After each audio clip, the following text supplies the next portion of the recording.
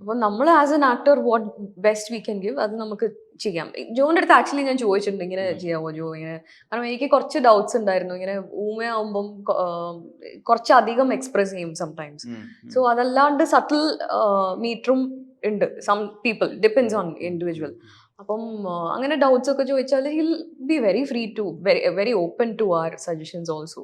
Bro ഒക്കെ തുടങ്ങുന്ന independent മ്യൂസിക്കിൽ തുടങ്ങുന്ന സമയത്ത് ഇവിടെ അങ്ങനെ വലിയ ആർട്ടിസ്റ്റുകളൊന്നും ഉണ്ടായിരുന്നില്ല. അത് ആളുകൾ പതുക്കെ പതുക്കെ അറിഞ്ഞു വരുന്നുണ്ടായിരുന്നുള്ളൂ. പക്ഷെ ഇന്നിപ്പോ നമുക്ക് മലയാളത്തിൽ കുറെ, ഇപ്പൊ നമുക്ക് ഡാപ്സി ഉണ്ട്, നമുക്ക് വേടൻ ഉണ്ട്, നമുക്ക് ബേബി ജൻ ഉണ്ട്. വേറെ തന്നെ ഒരു കൾച്ചറും വേറെ തന്നെ ഒരു ആസ്വാദന നിലവാരം ആളുകൾക്ക് കൊണ്ടുവന്നിട്ടുണ്ട്.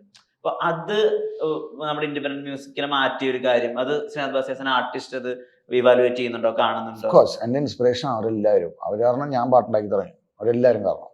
സോ അത് ഭയങ്കര സത്യമാണ്, നമ്മുടെ നാട്ടിൽ നടക്കുന്ന ഒരു വലിയ കാര്യമാണ്.